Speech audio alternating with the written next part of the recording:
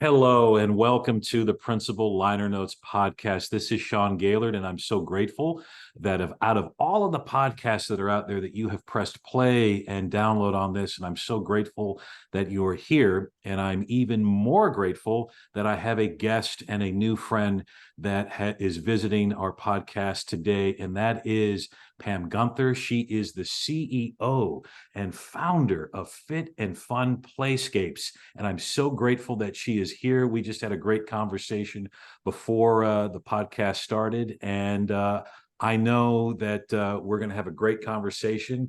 And I'm looking forward to you, dear listener, getting to know Pam a little bit more and knowing about her story and the movement that she is doing for movement. So we'll play with those words on many ways. But welcome, Pam.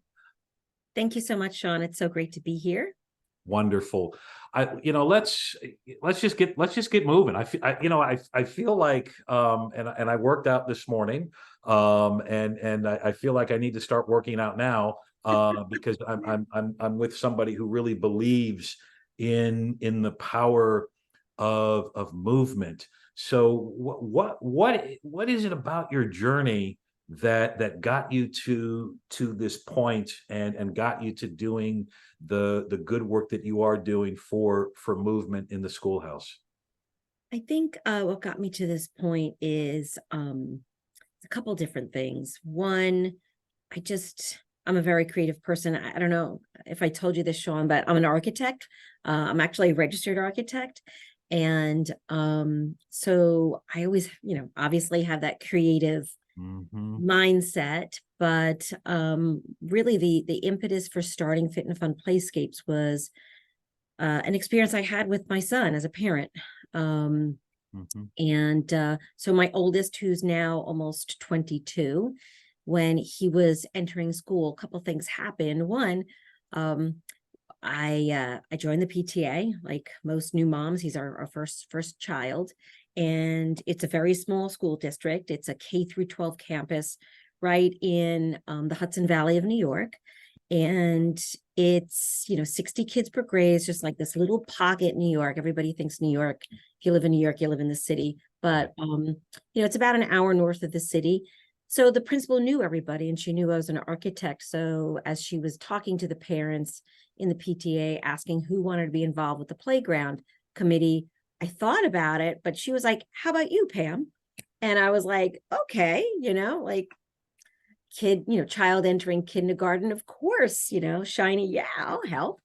And so I got involved with that with a group of other amazing individuals.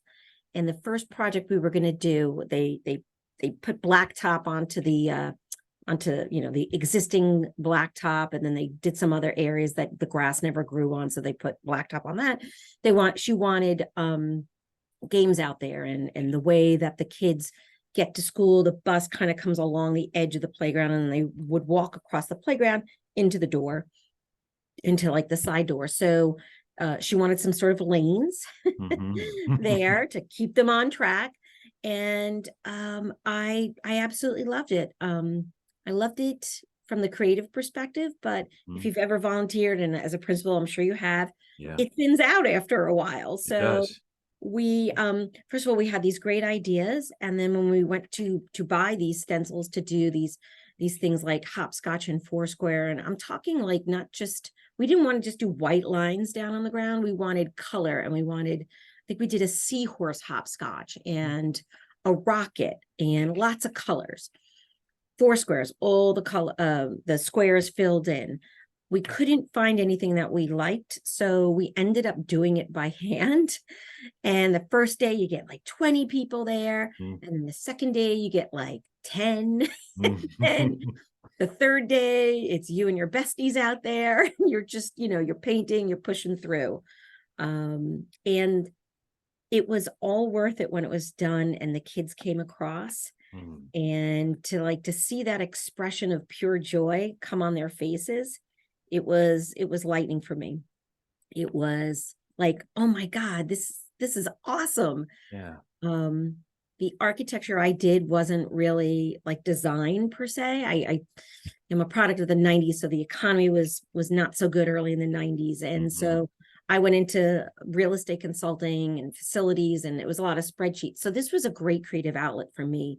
But what I didn't know was, how important recess was for children Mm. and students in schools, and Yes. how, like just simple adding color to the games really helped those kids. And what it did for me, it filled a void in my life at the time. Like I said, I was doing spreadsheets or whatever. Mm-hmm. And then a few years later, I think my oldest son was in the fourth grade. And this was a big project. Like there was the blacktop part, and then there was climbing, and we fundraised and baked cakes and all of that stuff to get the climbing equipment.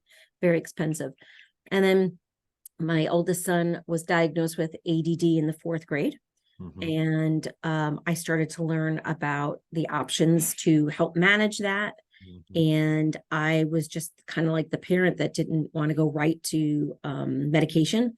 And so we looked at diet, and we looked at physical activity. And that's when I really kind of was starting to come together, like, wait a minute, all this movement, like, I don't want to give my kid that medication yet. He's so young, and what is in that stuff?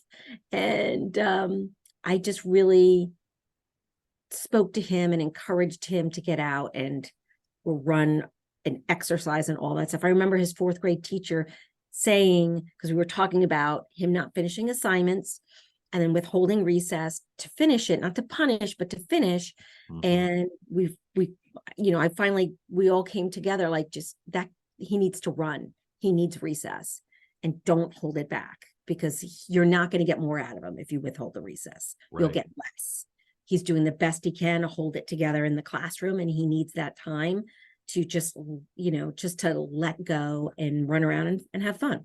So I'm going on and on, Sean, I'm sorry, but it all I have a wiggly path. So it all came together, and I finally launched Fit and Fun Playscapes, starting with games out on the recess yard that get kids moving, things that they love to see and the colors that they can resonate towards. And it's all about engaging and getting them moving. What a tremendous story. And I always love, I'm always a big fan of origin stories, and how things come to be. And the path is unorthodox, in terms of starting off as an architect, which in and of itself is seemingly separate from movement and fit and fun and all those things. But I would believe that your background and your appreciation, I'm assuming architects have an appreciation for design and an appreciation for strategic planning and collaboration and looking at the world differently and being very cognizant of space. So I guess I'm assuming that some of that same background went into the formation of Fit and Fun Playscapes, right? It absolutely did. And I didn't plan for it to go that way. Ha ha. Right. But 5 years of school. So I have a bachelor's of architecture, and I'm licensed in state of New York. But that fifth year is the thesis year. And I actually did my thesis on color theory. And so it was very kind of hypothetical project, really cool stuff. And I actually won an award for it and stuff. But, I was graduated, and you're like, oh, wait, I need a job with benefits and, all of that stuff. So I went into real estate consulting, and I'm actually a materials, I don't want to say expert, but I know a lot about building materials. And so coming into Fit and Fun, and, what kind of, what are we going to make our products of, and all of that, I do have a really good grasp on those things. And then how colors work and engage people and their emotional effects on themselves is something that I had studied, and that I still, it's very interesting. But architects graduate, like what we say it is we're three-dimensional problem solvers. And so I find, because it's ingrained in you, this is the criteria, this is the problem, you have to find the solution. So I feel like I'm pretty good at taking complex problems and breaking them down. And breaking them down so that they're understandable, and you find the solution. And I think that's a really great, you can apply that in a business world, and, in personal ways, you just break it down. It's just a way, that all works. And so I think my background has definitely helped that way. And in terms of planning, we approach playgrounds not just haphazardly. We plan them out. There's different zones. In 2017, we're actually cited as a resource by the CDC. They put out a recess planning toolkit. Wow. And we were recognized. Yeah, we were listed in their document as a resource. Let me get this right. A resource to create environments supportive of physical activity. That's impressive. Congratulations on that accolade. And when you cite the CDC, that leads me down the path of the pandemic that we all just endured. And so how did your work, or maybe it didn't, how did the vision and mission of Fit and Fun Playscapes alter post COVID, or in the middle of COVID? Because when we talk about kid, and I'm probably showing my 53 years of age, and I'm probably going to sound like my parents and parents before them, but the whole notion of go outside, play, and we didn't, I used to do this when I was a kid, and kids now, more than maybe when I was a child, we are fixated on YouTube. We are fixated on our phones. And there's all kinds of things, challenges there that I'm sure that you transformed into opportunities. So how did the Fit and Fun vision alter in the wake of COVID and all of those things? Yep. I would be lying if you say we weren't adversely impacted, like, 99% of the businesses were, I think, except if you're, making paper towels and, sanitizer, everybody was affected. But I felt like we were in a really good position to help schools. And I also hate the word pivot. It was used so much.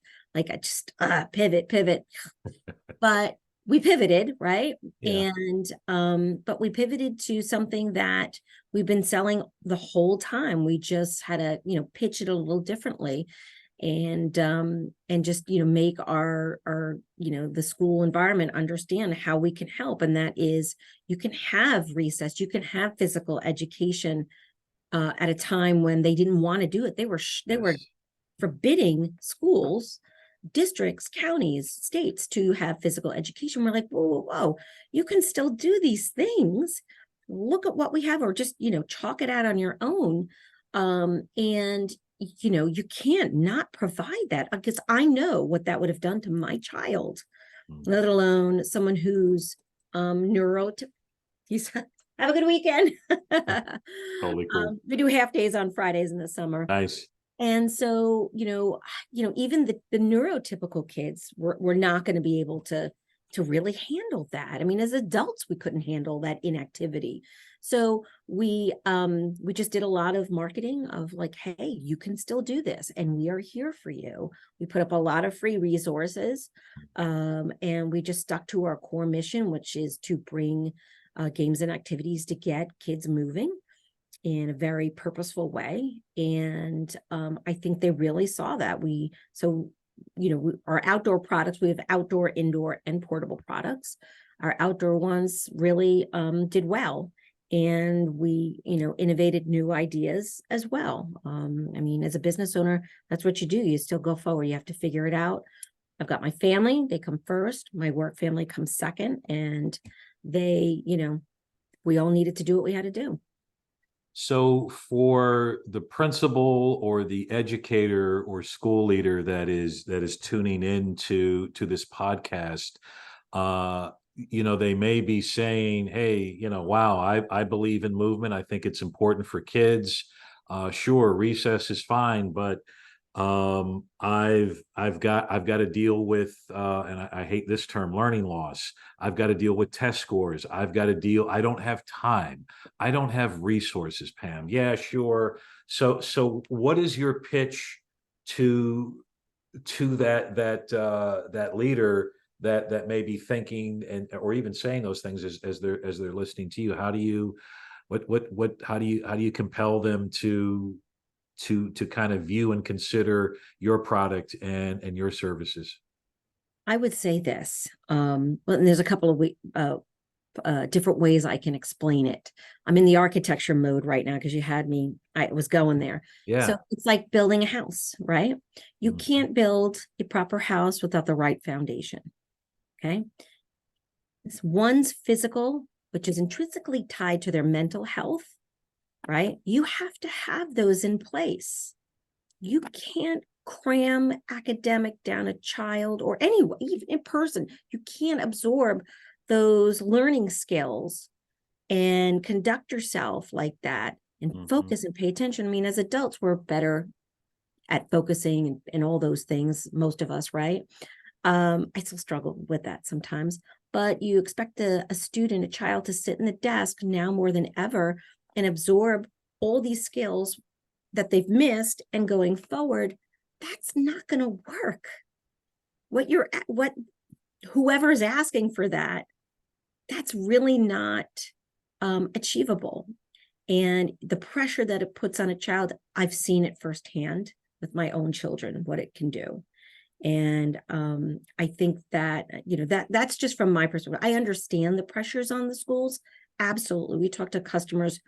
We had teachers and principals call us during the pandemic, I think just to talk.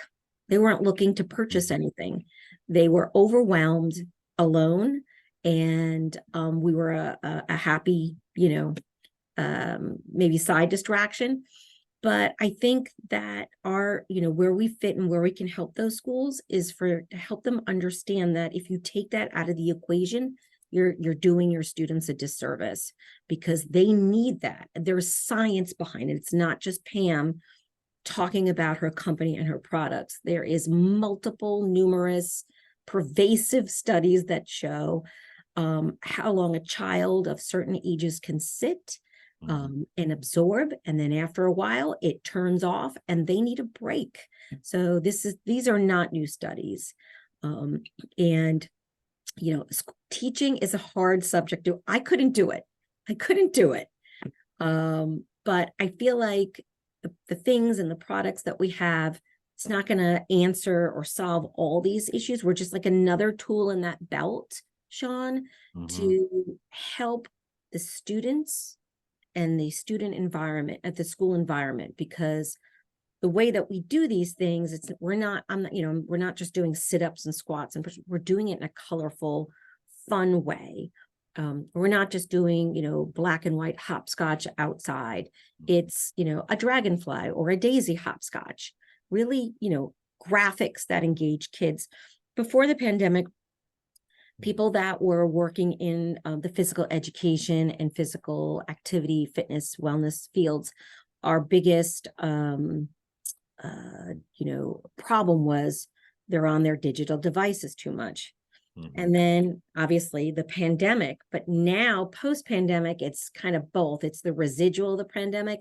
And then you've got, these digital devices that are now even more ingrained in an everyday. So as a parent of two of my children have ADD, those digital devices are really tough. And so to get kids moving out of their seats, hopping, skipping, jumping down the hallway, that's okay. They need that.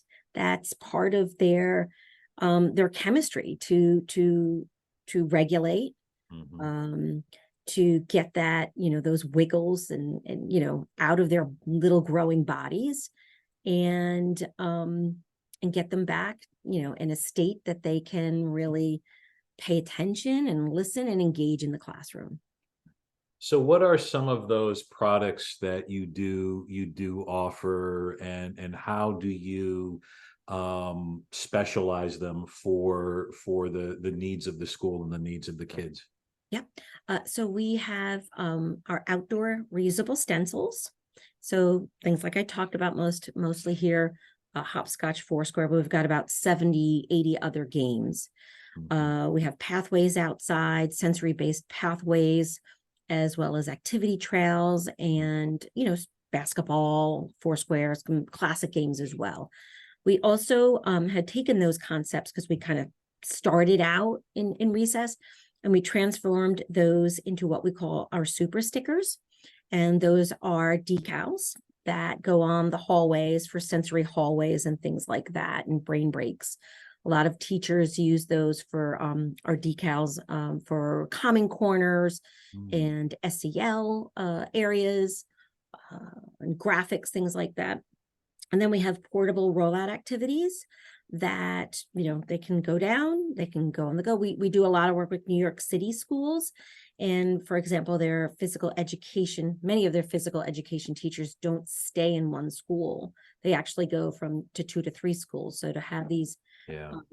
action-based or activity-based mats kind of like in their backpack, and they'll just take a bunch and go. So those are the products.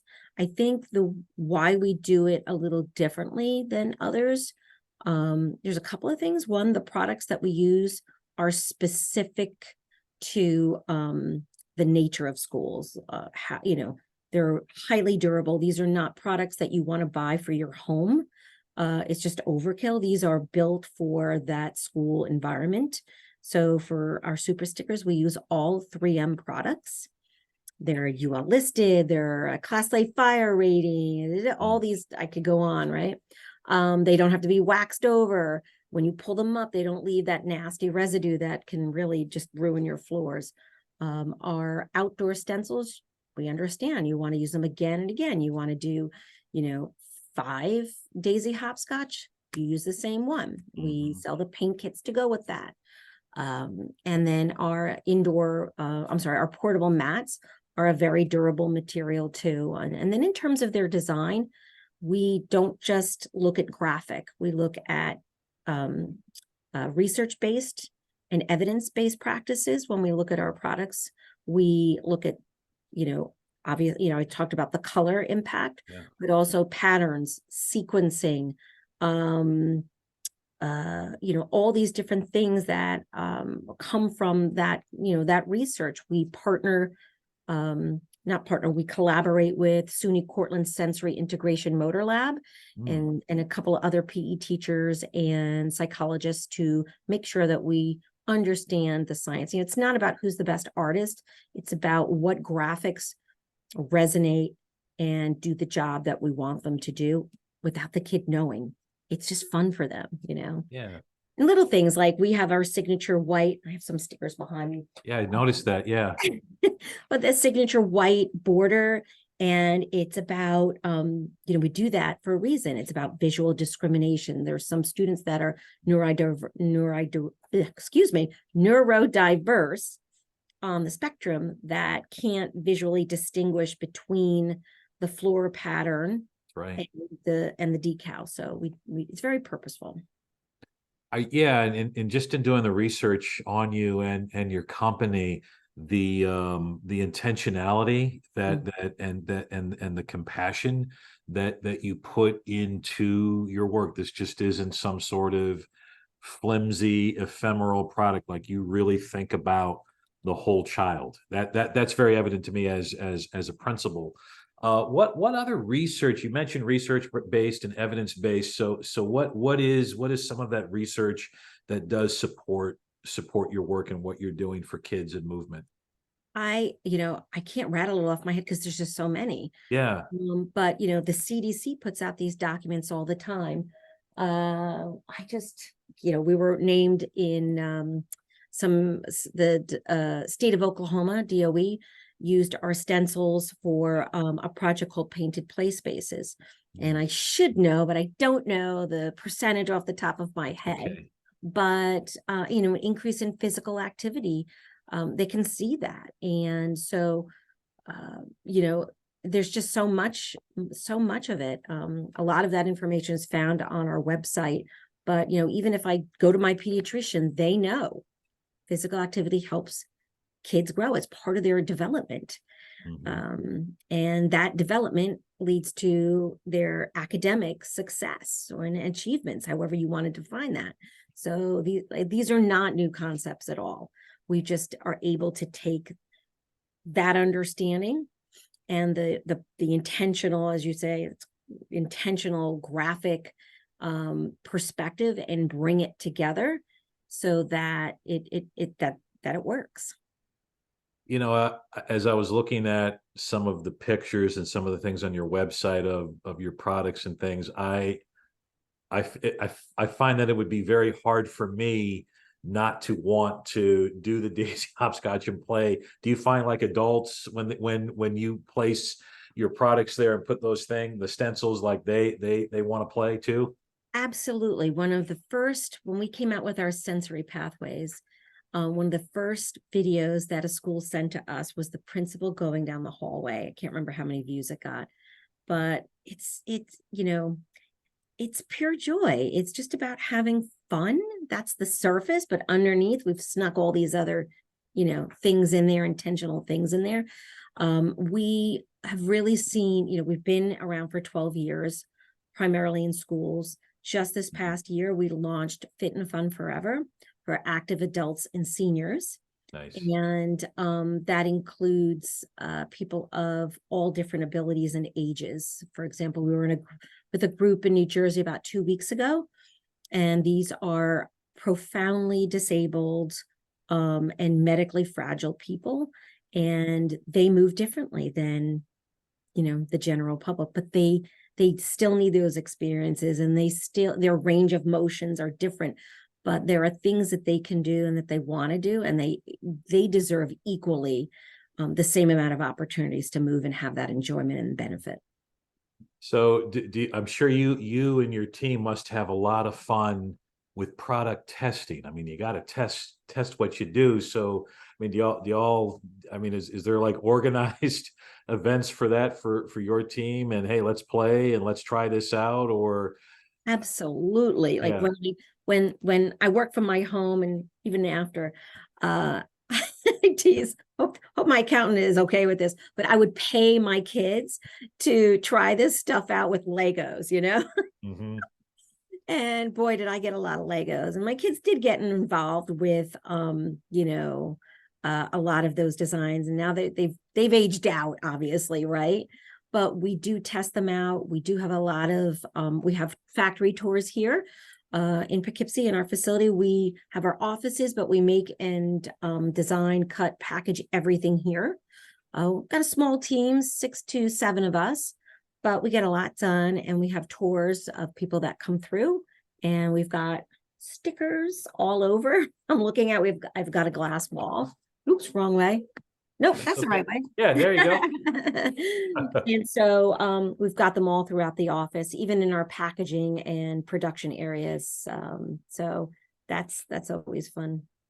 So Sure in terms, it's in our name, fun, right? yeah, I mean, I was going to say that's got to be part of the culture of your company. Like, if you're going to sign up to be a part of our team, be prepared to have fun, and Absolutely, it's infectious. it is. We laugh every day. That's important. And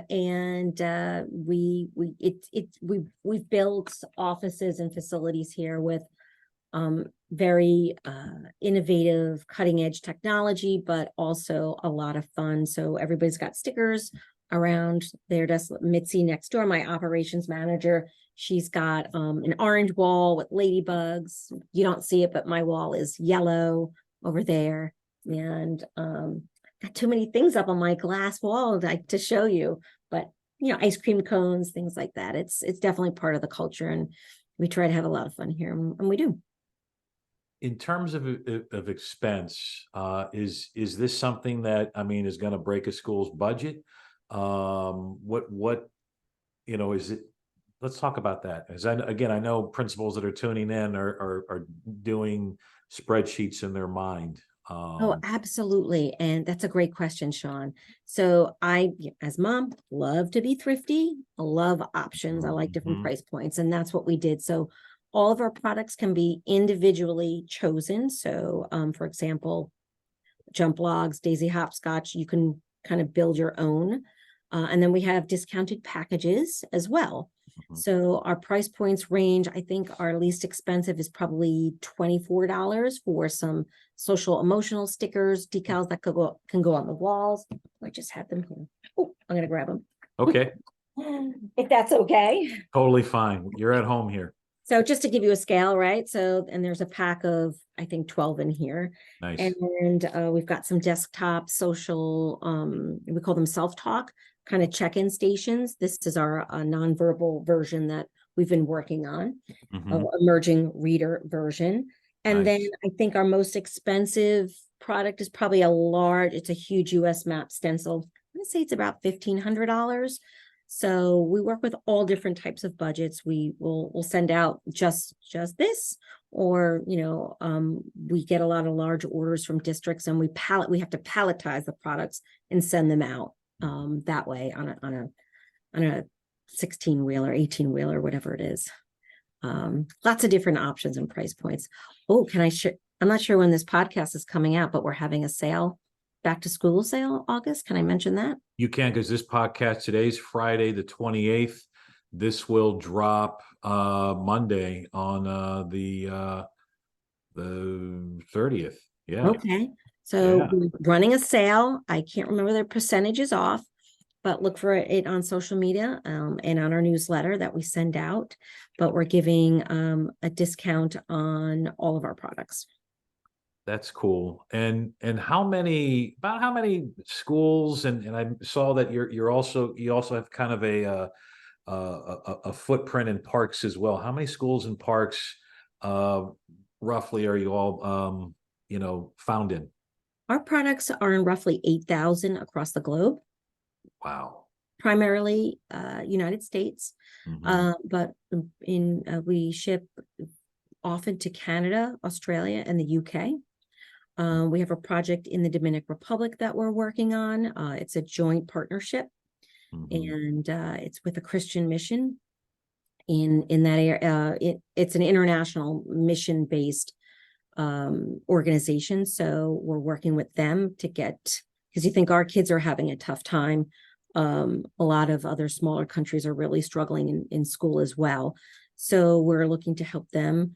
And I want your readers to also know that as a company, like, we know how tight that teacher community is, Mhm. and that's awesome. But think of your vendors as collaborators. We want to be here for you. If there's something that you don't like, or you can't find, I can't imagine any good company saying, we just don't do it, and that's that. We are, we really work with our customers to get the right budget, get the right product, and get the right vision down. As we want to Mhm. bring their vision to life. And so a lot of our customers, we don't spend a few minutes on the phone. We're here for you. I think that that's one of the things that we excel at. And even just to support, like, you know I think we just today, we last month we did a Target giveaway. It was just a small thing. It was $100 gift card. Spend it on yourself or spend it on your students. Mhm. We don't care. It was a little thing that we did. We did a teacher appreciation giveaway the month before. Mhm. We do understand how hard it is. We know that movement isn't necessarily the thing that's going to, change grades significantly forever. But we're trying to do it the way that we know best, and that the science really points to. And so there's a couple of ways that we support teachers. We attend conventions, we provide professional development, we provide virtual as well. We just want to help. It's really what we want to do. We want to help that school experience for all there just better, especially after the pandemic. Yeah. That is when I do the podcast and I have a guest and a friend on, what you just said, Pam, that's a rewindable moment. If you listen to NBR, there's those driveway moments where you just kind of sit, but here for the podcast, I call them rewind moments. and what you just said, and in the way and the depth and the empathy, because remember, this all started off with you wanting to create a solution and to build a solution for your child's school. And so you had skin in the game as a parent, Mm. as a mother, as a person who wanted to do good for others. And it is very evident that what you're doing, as a CEO, as a founder, and doing it with a shared vision, the collaborative effort, and doing it in a way to make the world better for others, is impressive and inspiring. Mhm. And from a principal standpoint, because I get a lot of folks, I'm going into year 16 as a principal, Wow. and the sales calls and the pitches and the junk mail, and the folks that get past my gatekeepers. Yes, yes. um and for me, if and I think this is an important for all principals and school leaders and educators to remember, that really, if vendors, there's all kinds of vendors out there, right? There's Exactly, vendors for exactly. profit, there's all kinds, and everybody is doing what they need to do for whatever. And I'm not knocking anyone, but the vendors that want to create a collaborative relationship, and to support the vision, and especially when that company or organization has a very clear vision. For me as a principal, those are the folks that I want to work with and spend time with and build a relationship with, and not necessarily, here's the PO, give me the invoice, let's go. I got Title I money to spend by midnight or else. So Right, right. you're coming at it the right way in terms of, being fueled by that vision, but also wanting to build a relationship, a collaborative relationship with Thank the you. school. Thank you. Because honestly, if I wanted to build a business that just sold product, I wouldn't be selling to schools, Yeah. right? Yeah, like it's you don't have bottomless pockets, right? Let's just Hmm. be frank. And but it was a good blend for me and for the company. And it's really just about helping. And like I Hmm. said, our products are made here in New York. It's not about profits. If I wanted that, it would be made overseas. We don't do that. Hmm. And so we pay a little price for it. I'll never be able to compete with online retailers.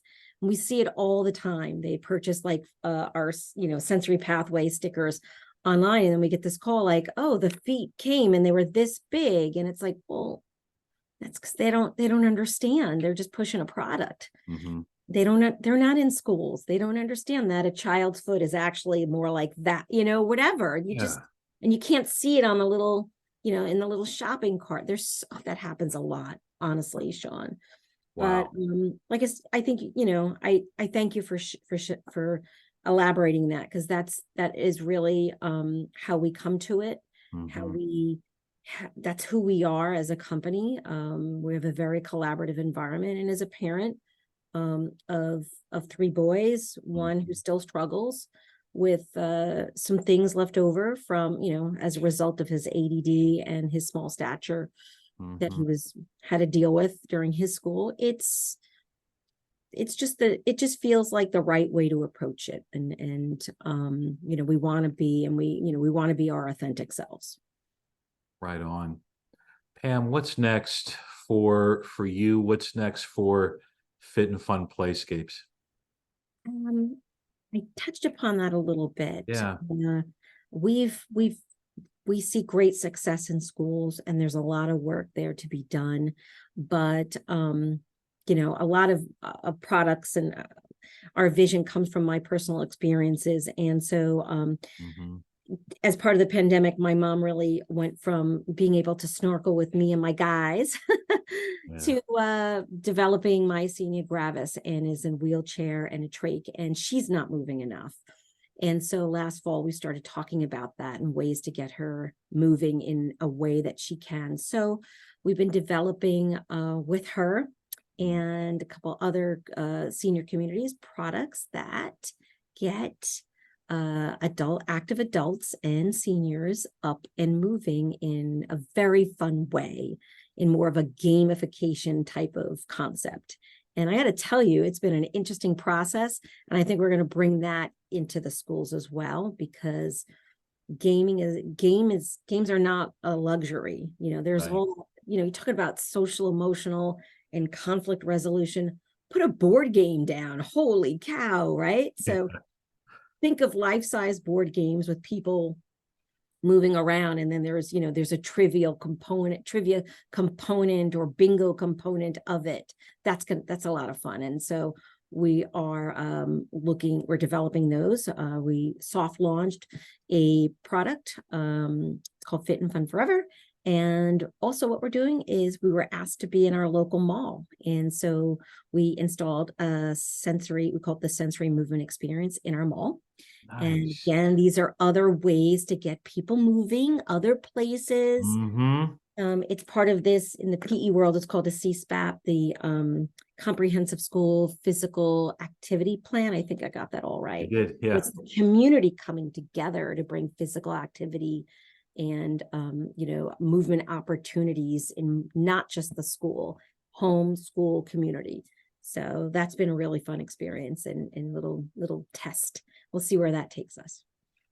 Wow, Pam, I can't wait to see Fit and Fun Forever become a forever thing. And I love the aspirational vibe that you and your team and your company provide. It is inspirational.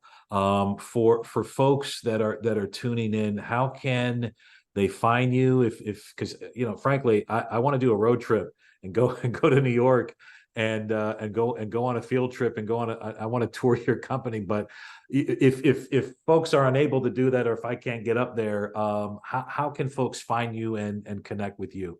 Sure. You can call us 800-681-0684. Or you can email us info@fitandfunllc.com. You can also online chat. We know you're all busy. Mm-hmm. And then our website is fitandfunplayscapes.com. Wonderful. And I'll put all of those things in our show notes so that folks can easily access that and connect with you through those various ways. Pam Gunther, Fit and Fun Playscapes, CEO, founder, bandmate, Just a inspirational mom, just a leader, mom. mom, just a mom, all of those things. Do me a favor, please come back on the podcast so we can see more of the fruits of your collaborative work. Can you promise me that? You have an open invitation to come back. Definitely. Same. Yeah. If you need something, let me, and you need a crazy, I know I went down a rabbit hole a couple of times. Give me a call. Absolutely. Friends, this is Pam Gunther. This is Fit and Fun Playscapes. Please be sure to connect with her. Hopefully the warmth and the empathy and the intentionality that you got from this podcast, I know you're going to get in real life from Pam. As I sign off, I'm getting a little emotional here because I'm thinking about kids, and I'm thinking about our kids right now, Pam, our respective kids. Yeah. And I'm going to say the sign off in honor of your boys and my girls. Okay. So this is for them. Don't forget to share with the world your dreams, your visions, and your ideas, because the world needs them, and you help make the world a better place, just like Pam. Mm. Thanks so much, Sean. You're going to make me look. I'm getting all. That's okay. That's for them. That's for them, isn't it? That's for them. Beautiful. That's for them and anybody else's kids out there. Yeah. That message is specifically for our kids. This is the Principal Liner Notes podcast. This is Sean Gaylord. Thank you so much for tuning in. Please be sure to connect with Pam Gunther and Fit and Fun Playscapes. All of that information will be in the show notes. Thanks again for tuning in, and I hope to catch you on the flip side. Thanks, Sean.